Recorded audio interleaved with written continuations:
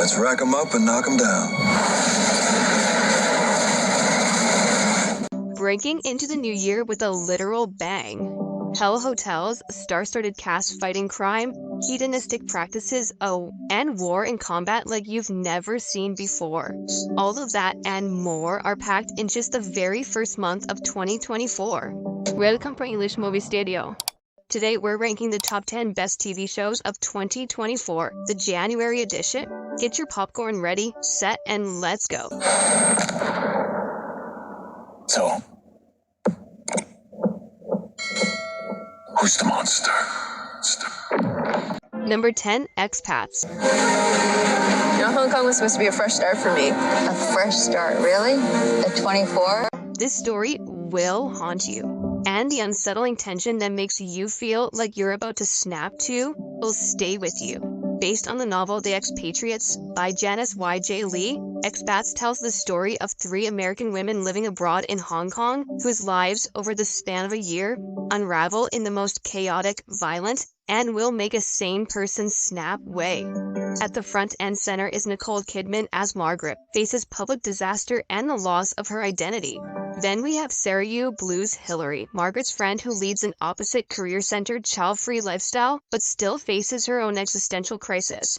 Lastly is Ji Young Yu's Mercy, who's Expat's narrator and who's failing to achieve a fresh start. I think we need to think about getting out of here. Because we're drowning and you don't see it. The minute our feet leave Hong Kong soil, we are abandoning our son. Number 9, Has Been Hotel. Ladies and gentlemen, I'm opening the first of its kind, a hotel that rehabilitates sinners. A den of iniquity, or just what you needed to prove yourself to an angel? Run by Charlie, Lucifer's non-violent daughter and princess of hell. Has Been Hotel is open for all, as in demons who were seconds away from being annihilated due to overpopulation.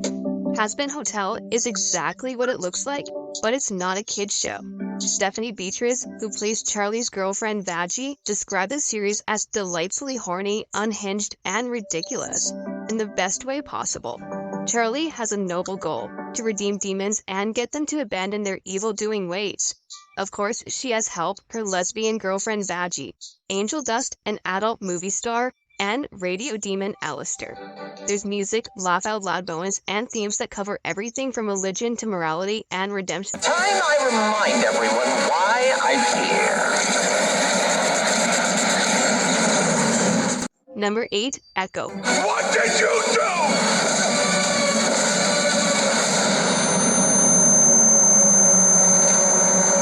Don't be afraid. Maya Lopez, aka Echo, may have left an indelible mark on you during her time on the Hawkeye series. The young, deaf amputee with a vendetta against Jeremy Renner's Clint Barton left us feeling like she was a villain, but Echo the series flips the script, and she's sort of definitely justified in her mission, and super violent. Like top-notch, more violent than Daredevil violent. Fueled by the need for vengeance, you'll see why after you watch her origin story. Lopez's fight is specifically against Wilson Fisk and his army. But she's not just really a talented, angry martial artist. Lopez can echo others' fighting abilities, making her impossible to fight. And when needed, she can draw from the strength of her Choctaw ancestors. You and I are the same. Number 7, Feud, Capote vs. the Swans, Season 2. Hello, ladies. Mind if I sit down? Oh, I wish you could, but we're being joined in just a second.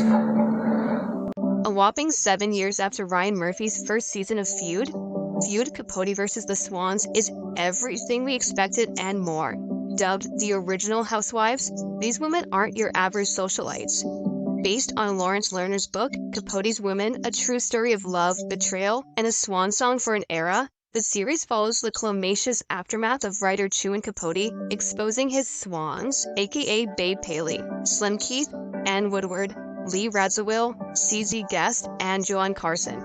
Their lifestyles are more than just gold rushes. They're betrayers. Betrayed, hedonistic, indulgent, and bloodthirsty for Capote's blood after he revealed their secrets to the public. Why would you want to hurt them? You cannot splay these things out. Number 6, The Brother's Son. I don't think we've ever hugged before. The probably gonna die, so might as well get one in before you go. The brother's son is built on layers and generational trauma.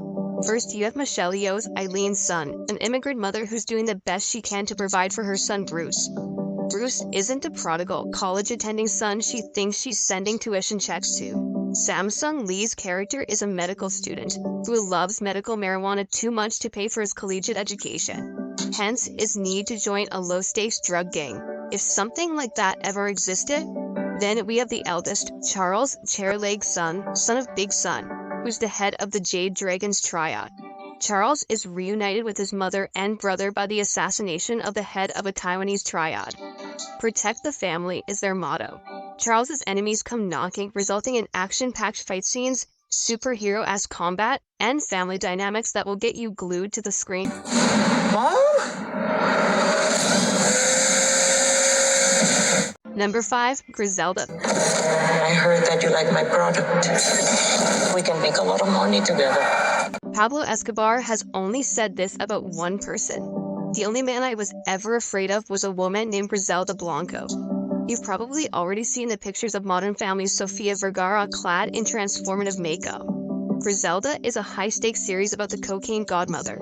Griselda is as terrifying as it gets, a cutthroat drug lord who's charming enough to convince you to join her cartel and cunning enough to outsmart every person who challenges her.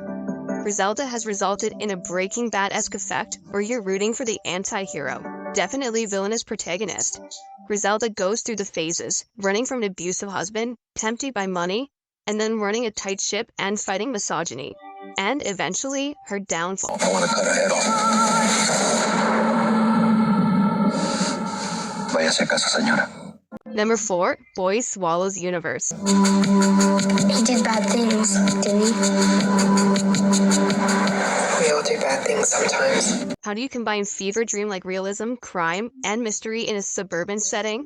There is nothing on the market that's like Boy Swallows Universe. Set in Brisbane, Australia in the 1980s, we have Eli Bell and a red telephone with a mysterious voice on the other side. It's based on the 2018 novel by Trent Dalton. Bell, played by Felix Cameron and Zach Burgess, has a plate full of trouble. A recovering addict mom, a dealer's stepdad, an absentee father, and schoolyard bullies. For company, there's his older brother Gus, who can only be understood by Eli, Eli's best friend and ex-con, Slim Holiday, inmate Alex Bermuda, and his crush, crime journalist Caitlin Spies. Get him out of here.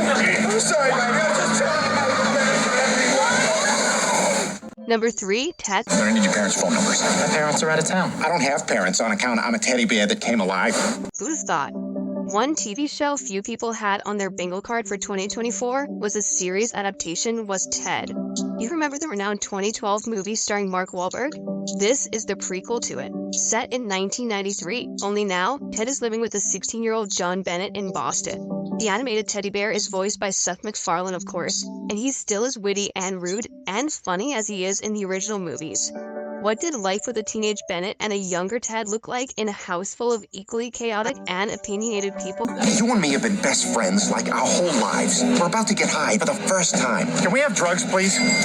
Let's do this right. Number 2, Masters of the Air. What's the move? Way to lead our boys through it. You need to take in a deep breath before this. Meet the Bloody 100th, an American 8th Air Force Division during World War II. Who? Well, that's where the need for air comes from. These men were trapped in a B-17 bomber in leather oxygen masks and only had their own eyes to locate their target and pens and papers to make their calculations. As if being in occupied territory and carrying dangerous bombs wasn't enough. Masters of the Air has been in development since 2013, the brainchild of Steven Spielberg and Tom Hanks. And if nothing else fails, look at the star-studded cast. We're getting through this. Even if the odds are stacked against us. Before we reveal our first pick, let's look at some honorable mentions. And don't forget to subscribe and hit the bell icon. Fool me once.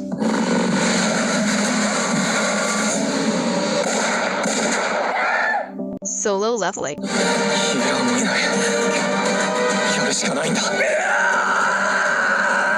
Criminal Record. What is he hiding?